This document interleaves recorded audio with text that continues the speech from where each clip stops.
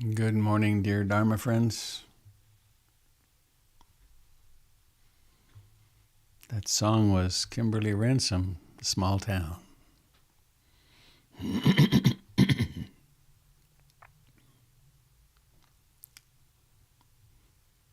From an album recorded at Thanksgiving last year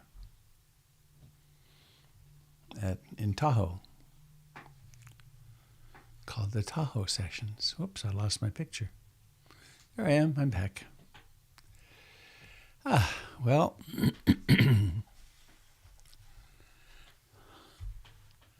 I'm a little impaired this morning with my carpal tunnel surgery yesterday, but it's very, the pain is mild and I can type, sort of.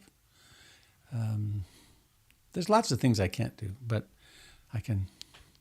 It was, the whole thing went really well. Slept well last night. All right.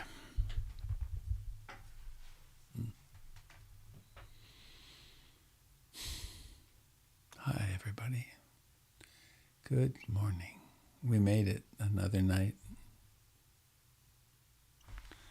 Oh, wait. I have my... Uh-oh. Huh. Where are my proper glasses for this purpose? Here they are.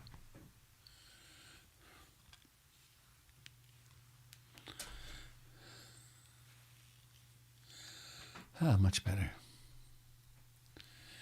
So,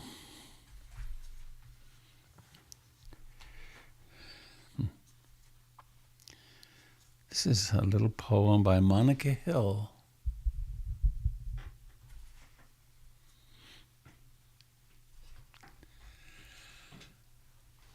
Please notice that you're sitting here, seeing, touching back in. We've driven off the freeway, we're crossing the country, and we've driven off. We're in another rest stop. Either that or we just got back in the car. It's like, did we stop? Did something happen between yesterday morning and now? A lot, actually.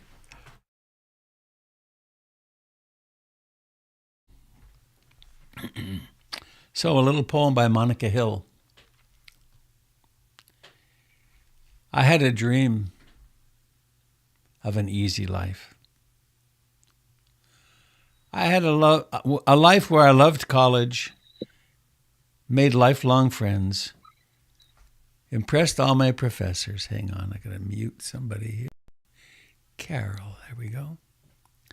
So, I had a dream of an easy life, a life where I loved college, made lifelong friends, impressed all my professors, graduated with honors, ceremony, cap and gown, teary pride family. A life like a straight line, smooth, sharp, direct, forward, up. A life where I didn't feel betrayed or heartbroken or a deep, unquenchable ache. A pain so great I chose a hospital as the last resort.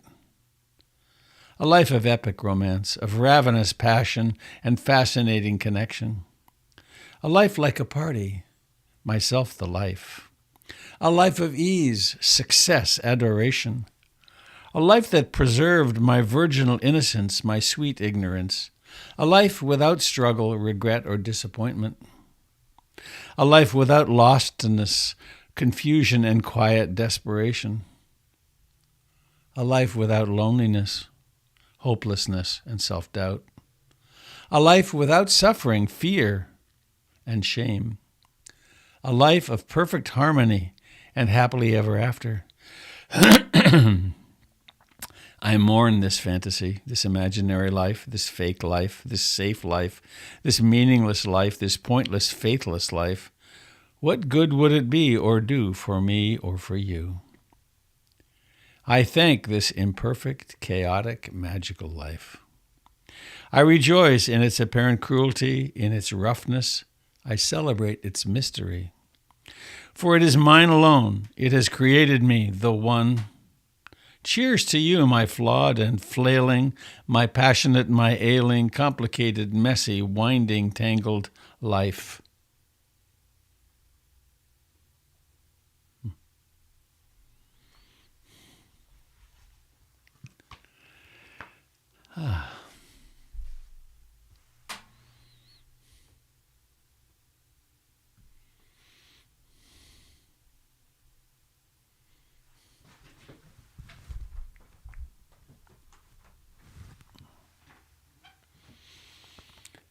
So, dear friends, here we are right in the middle of this moment. Where else could we possibly be?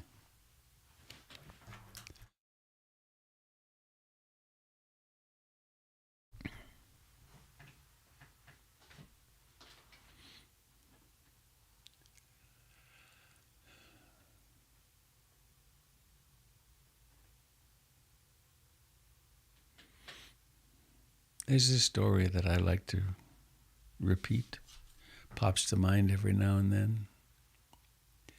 Thus have I heard. A king was on his way to war. He had some idea that something was wrong and he had to fix it with a battle. So he was traveling with his army. And they were moving fast because the battlefield was the next day. He heard that the Buddha was nearby in a grove of trees. He parked his army and told them, "Do not get too comfortable, though, for tomorrow we're going to have the battle."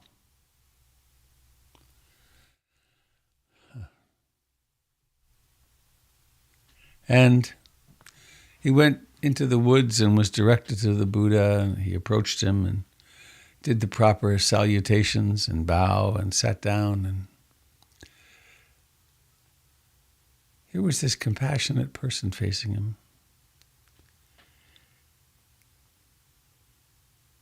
And he said to the Buddha, "I hear you're an awakened being. I hear you know the way to the end of suffering. I need to have this teaching, but I need to have it in its most succinct form because I have a battle to fight tomorrow." And the Buddha sat for a long time just looking at the man. And then he said very quietly, "Try to live in the present moment." This was exactly what the king needed to hear, and he had a profound awakening experience.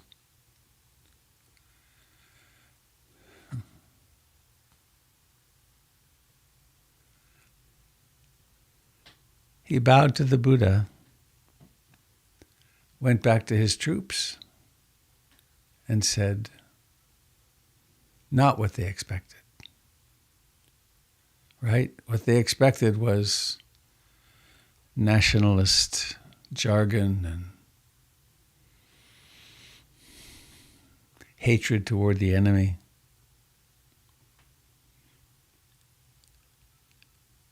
And he said, "Go home. Go be with your families.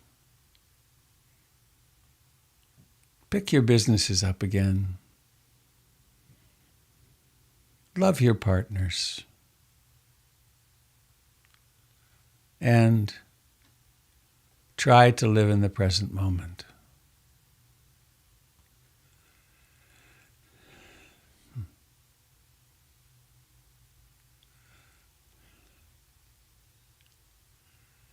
So what do we have in the present moment?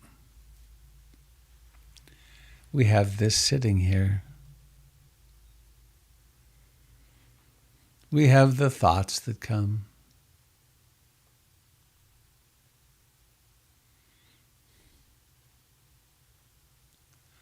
We have an amazing array of trance states.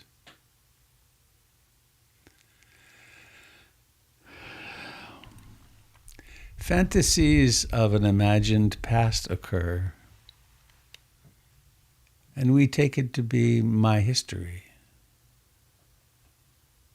Fantasies of an imagined future occur, and we create anxiety.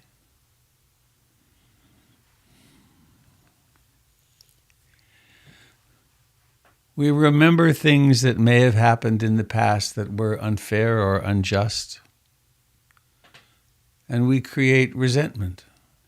Now, we live in resentment. Or we have some fantasy of something wonderful that's going to happen and we live in fantasy.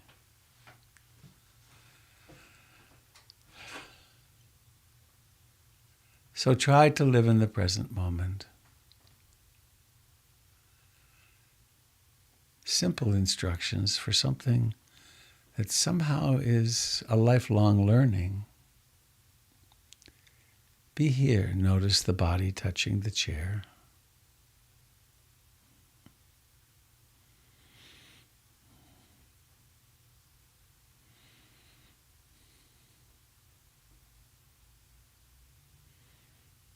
Notice any sounds around you. The sound of this voice. The crackle of fire in a stove.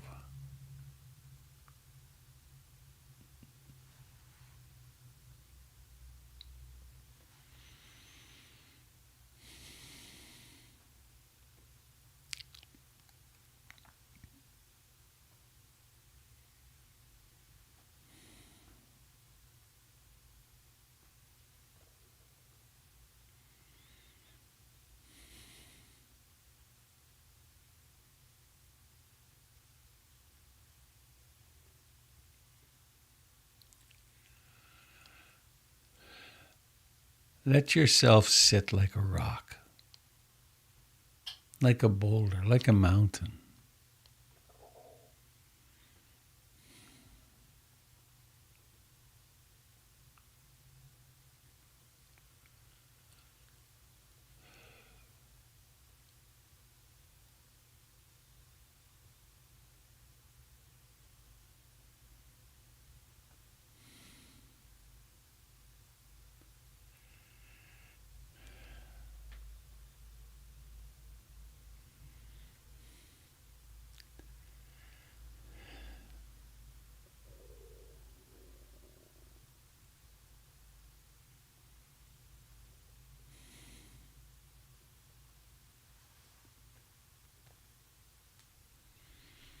When the mind wanders, as it probably will, maybe a lot,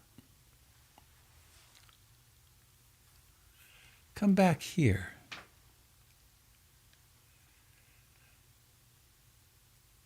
Be here now.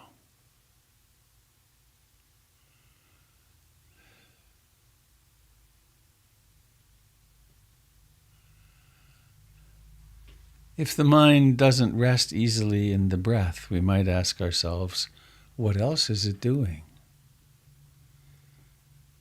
And then we have our favorite categories. The mind of desire and lust and wanting. The mind of disliking, pushing away, hatred. The mind of restlessness and agitation, or sleepy dullness, sloth and torpor. Or the mind of doubt, despair, dispiritedness.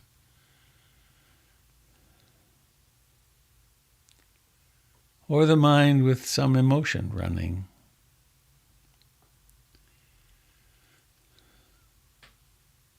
All of these are the compost for our awakening. We turn restlessness, agitation, and worry into concentration and ease.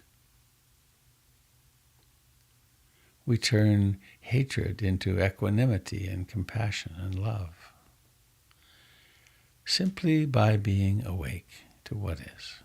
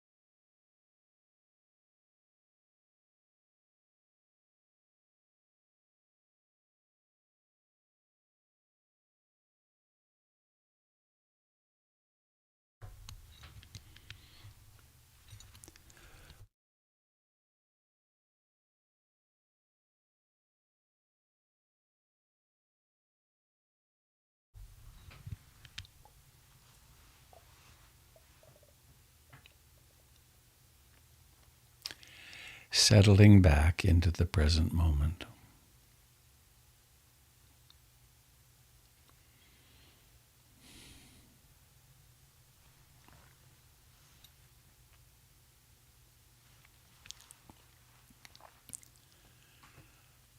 What if there really isn't somewhere to get to? If this moment is home, all the journeying we've done in all this whole lifetime brings us to right here.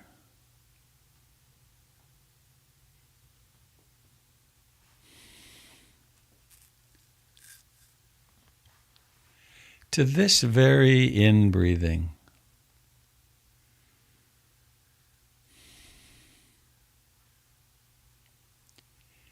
To this very out-breathing. To these thoughts. To these sensations in the body, pleasant and unpleasant.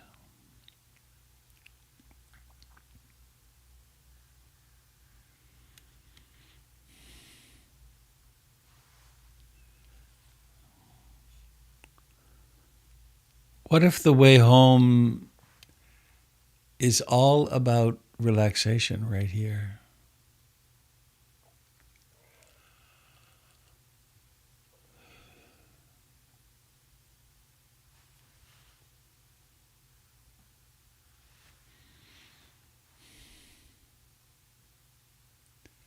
Resting into this breath right now.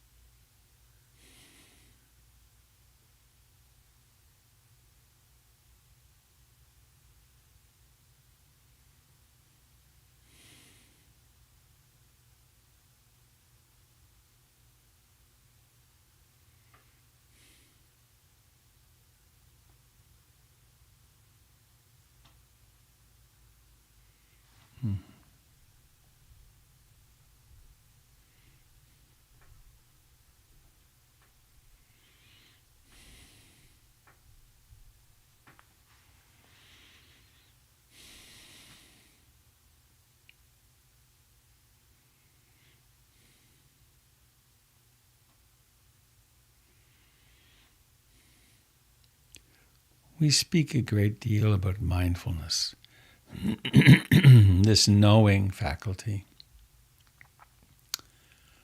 that which knows, the mystery of awareness, presence, remembrance.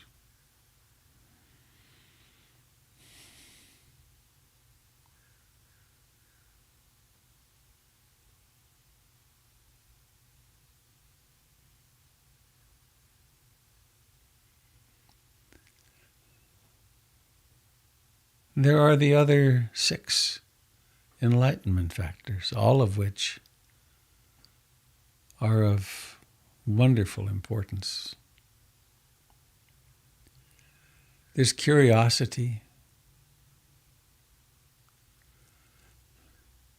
So we're not meditating just to bliss out in some way, just to go quiet, though that can be very helpful and is very satisfying sometimes, or very pleasant. There's persistence, there's coming back again and again, and there's when here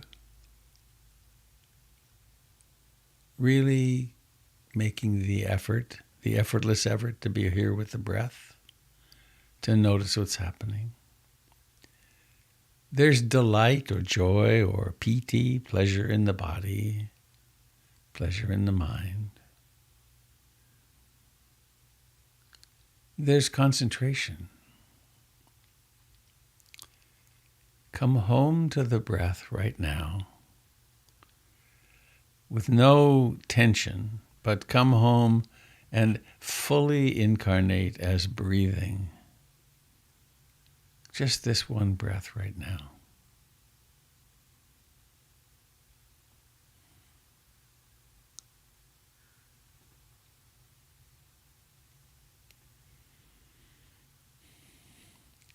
Then there's tranquility.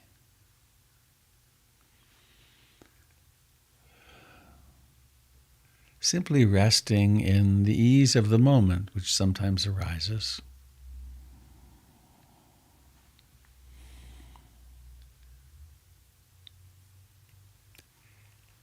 And equanimity.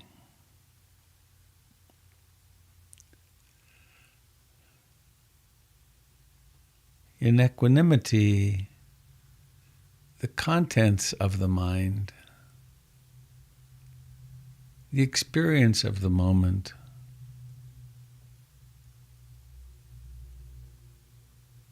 doesn't blow us off center, doesn't seduce us off center. Oh, here's the mind busy wandering. Oh, here's the mind very concentrated. Here's the mind full of desire. Here's the mind. Here's the mind. Here, there's been no one home for 5 minutes. Oh, well, this is the moment right now. Nothing to resist, nothing to attach to.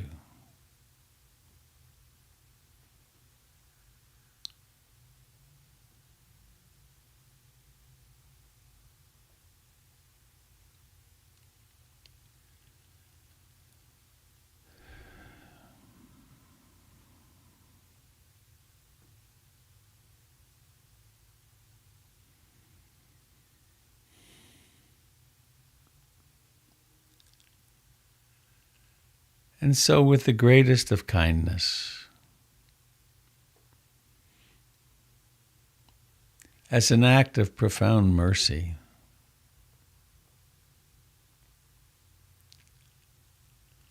awakening in the midst of a wandering mind and coming home to breathing. No violence at all, no coercion even.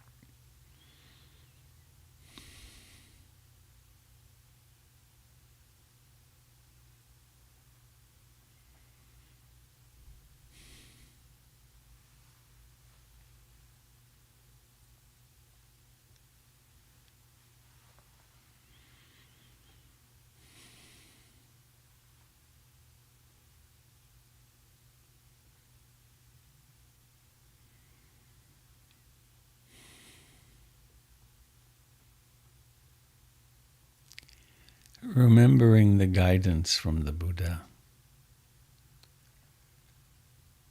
Try to live in the present moment.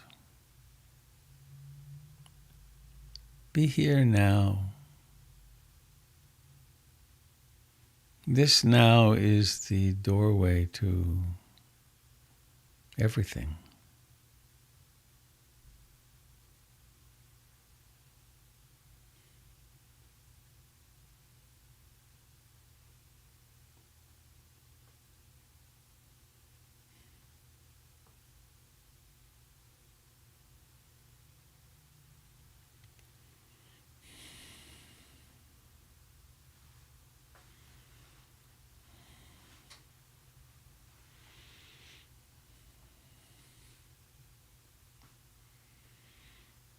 And let us engage now our heart and imagination.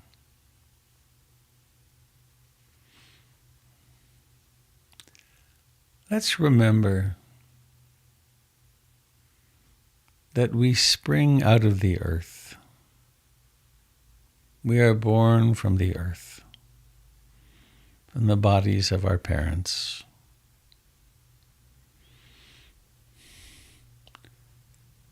We go through profound somebody training to become someone, to talk and to walk and function in the world, to modulate our emotions some,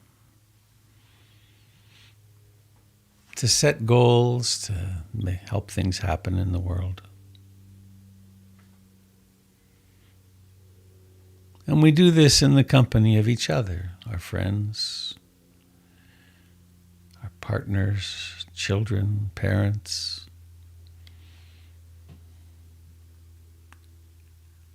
And all over the world, 7 billion of us,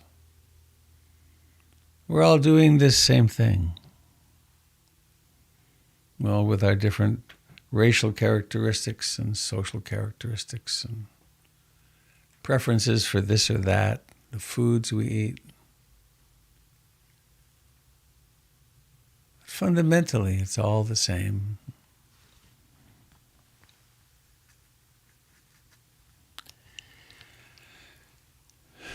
And we can remember, perhaps, we can cut through the layers of fantasy and delusion, or dissolve our way through, perhaps. And remember something like, I aspire to love and accept myself exactly as I am.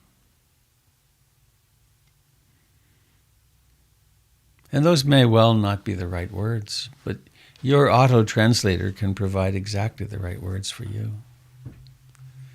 They might be simply, I love you, or I'm so glad you were born.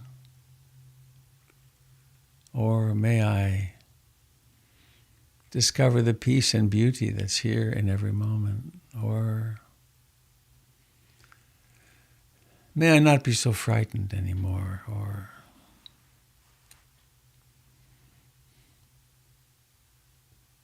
may I finally accept that I'm lovable.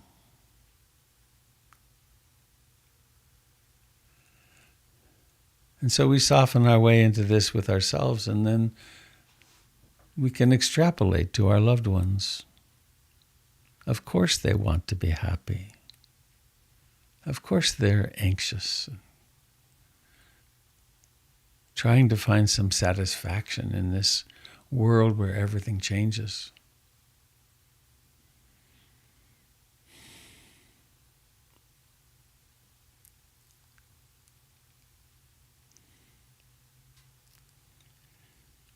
And we can wish for one another, we can imagine for one another this little community that gathers in the morning. May you be content and free from suffering. May you be really drawn to your meditation hundreds of times a day. May you wake up driving the car, changing the diaper, doing the dishes, cleaning the bathroom, working at the computer. Imagine ourselves waking up all the time, spontaneously, Oh, right, this is what the Buddha meant. Not some otherworldly something, but right here. So this is what driving or walking to the car is. This is what folding the laundry is, right this.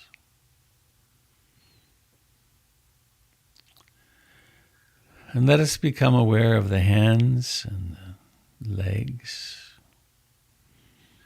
and the whole torso that breathes.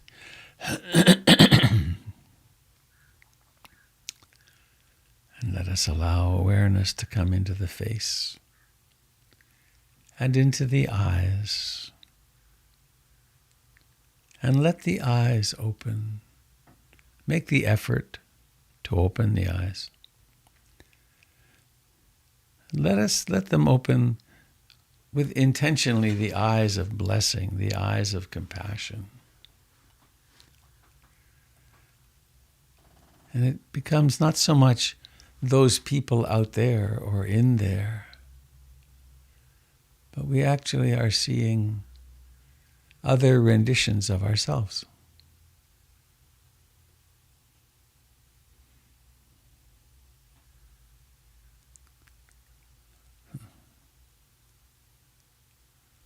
That's the big difference, isn't it? If we see the other as oneself.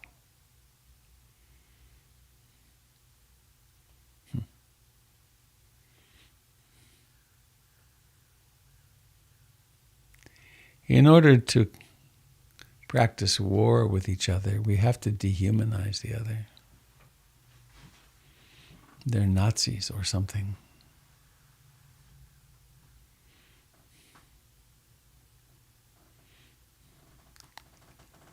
But we don't have to do that. We can look out at the world and see people, see each other.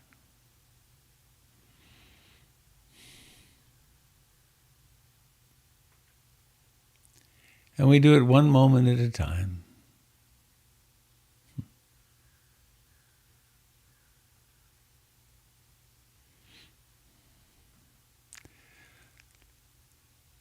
I think my heart is particularly open today because I had such an experience of love again yesterday. I walked into the Southwest Regional Surgery Center, and from the first person till the last, people showed kindness to me. The woman who put in the IV, I've had a bunch of IVs in the last few years. She used this numbing something first, and I couldn't even feel the IV needle go in. Now that was cool. But then every person who came in was supportive of my well-being. And there's a lot of that, isn't there? You know, you go to the UPS and the person that's there really is helping us. So that can touch our hearts, and then we can see these friends who help us every morning by coming together and sitting together.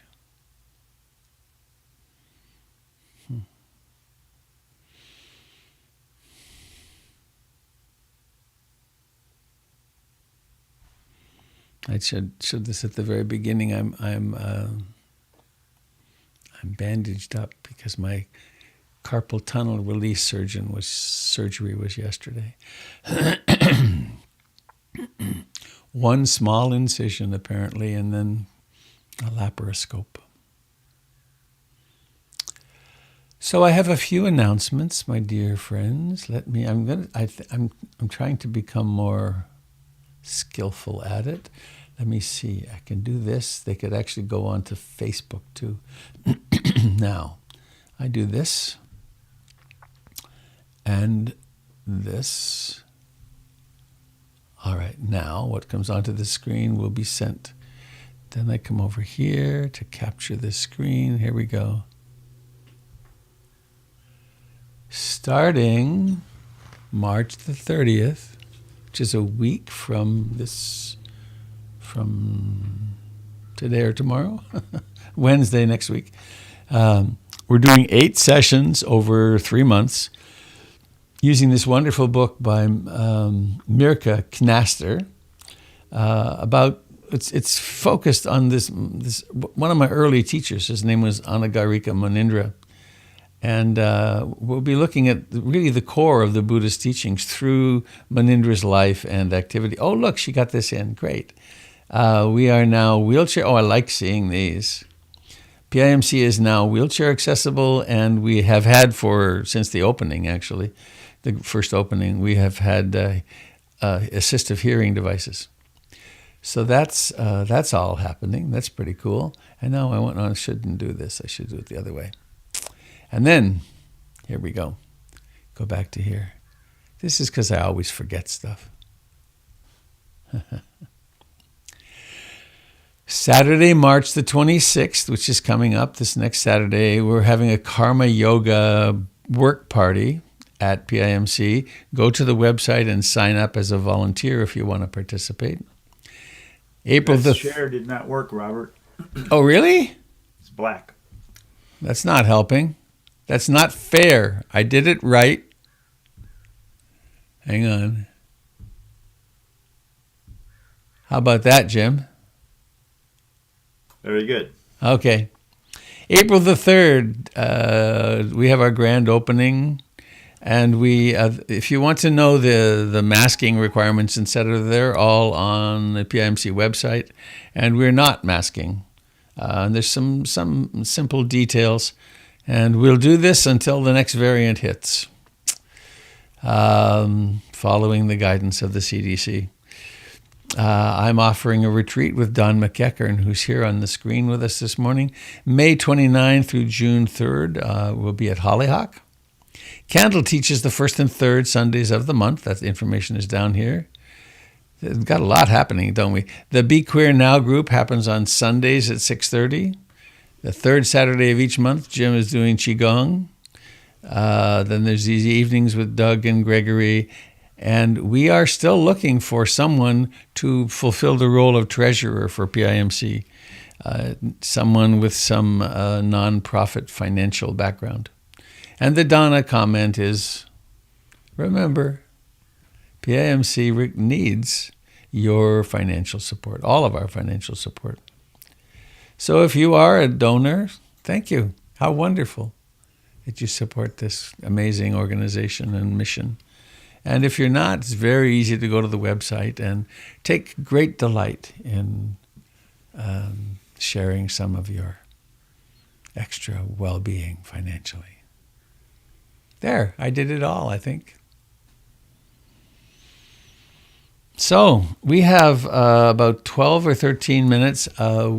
Jim and I have a board meeting this morning, so we will be turning into pumpkins at 8. So what's up with you? What discoveries have you made? How has life pulled the carpet out from under you in the last 24 hours? Hi, Robert. It's Sky. Hello, Sky. Hi, Sangha. I had something I wanted to share. I see you. Yes, good.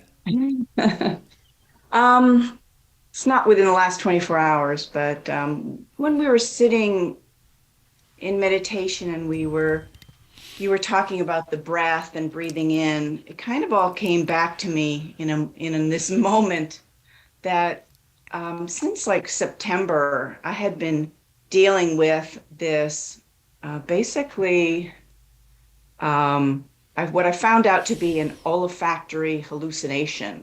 I had been smelling smoke. And it would come and go. And eventually I got myself to the doctor, and I've seen several doctors, and I've had an MRI to make sure that there wasn't a tumor or anything unusual. And it all comes down to that.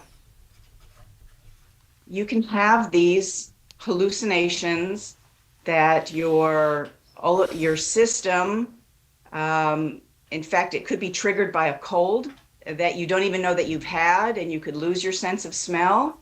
So here I get these waftings of smoke, and eventually it's going to go away. But every time now that I know that there's nothing pressing, every time now that it happens, it gives me this moment of awareness, of pausing within my life, of feeling my breath, of noticing. And what came to me during meditation today was our body has this, and brain has this amazing capacity to hallucinate, not just in all your senses.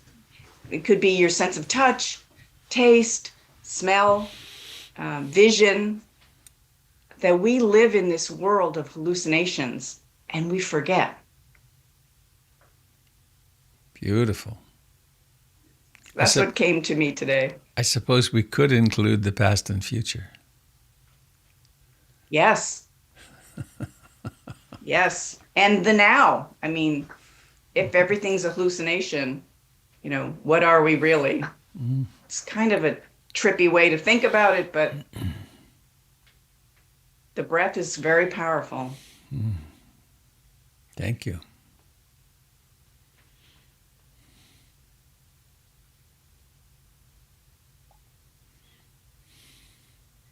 Hi, Robert. It's Joy. Hi. Hello, Joy. Hi. I was just all week. The messages. Well, I guess it's only Tuesday, but anyway, yesterday and today the messages have been so congruent with my thoughts. And when you presented the idea, like first we were rocks, then we were trees, then we were animals, and now we're people. And we may have a further evolution. That kind of fit in. I found at the back of my closet all my journals from years gone by, and I started reading them, and I really felt that I was a different being in the past. And, I've always wondered, like, why did I do the things of the past? That was strange. And I think I was in a completely different mind. And that the practice we're doing is an influence that can lead me into a different way of being, a new evolution. So that was really interesting, I thought. Thank because you. it's all in writing, it's documented. Right. Yeah. Anyway, thank you. Yeah, it is called the Eightfold Path.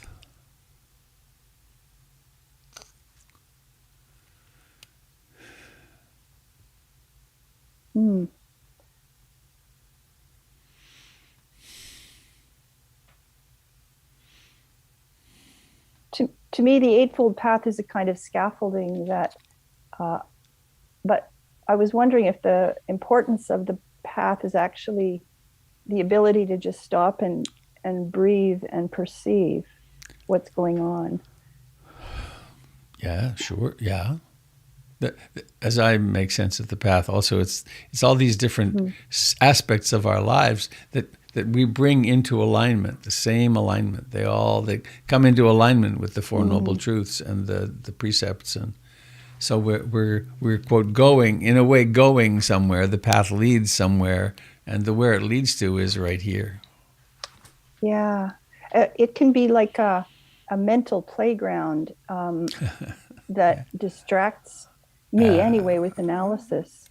Right. And then, and I thought, well, rather than getting the analysis right, I should stop, pause, take a look around in the middle of whatever state. Like on Saturday, we were beset with mobs of people carrying flags and talking about their freedom. It's easy to get swept away by that and think, why don't you look at Ukraine for a minute? But Yeah. so just instead of being swept away by aversion, just stopping and saying, gee, I don't like that, but it's the present moment. I don't have to be totally swept away by floods of rage. That's a relief, isn't it?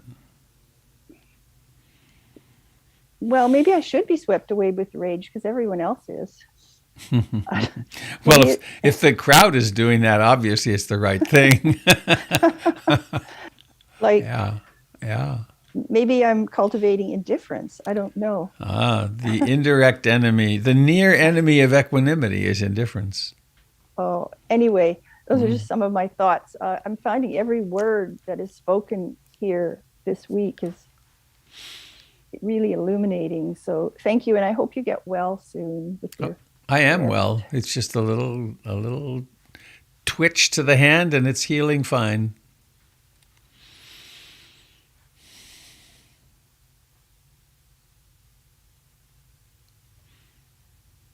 And my fingers aren't numb at all.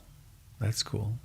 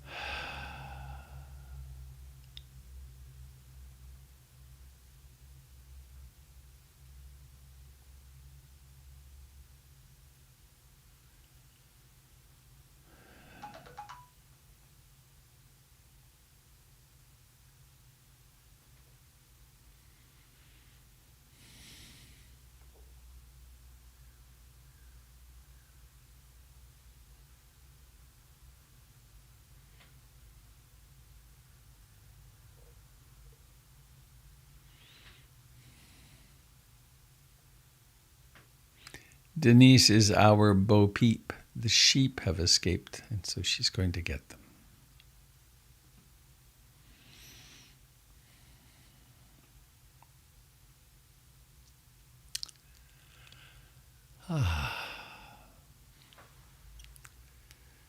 Well, anybody sitting with something that you really want or that really wants to be spoken?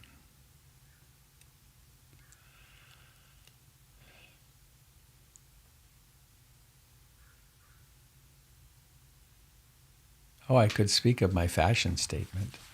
I discovered overalls. They're so cool. They don't need a belt. There's no draft at the waist. My protruding tummy isn't problematic in the waist. It's just great. So I'm becoming a farmer. I think my new fashion look will be overalls. Lots of pockets. Difficult to get on with this hand, I would say, but that'll pass. Robert, we all know you're a farmer. It's not new. Yeah, that's true. Thank you. Thank you, No, you're Francie. the guy that grew 800 pounds of tomatoes or whatever. That's true. That's true. Actually, you know what prompted me? I went to Carhartt. I went because I heard that you can, and these have it. You can get knee pads that go right inside the pants. Oh yeah. And so all that struggle that I've done, using knee pads in the garden, that's gone. I can just use my pads in my pants. Very cool. Well done. Now that's privilege, having special pants that you do your gardening in. I have extra pants. Well, let us sing our way out of here, my friends. Bhavatu Sabe Mangalam. May all beings receive all blessings. Bhavatu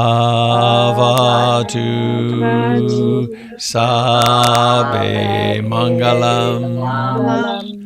Bhavatu Sabe Mangalam.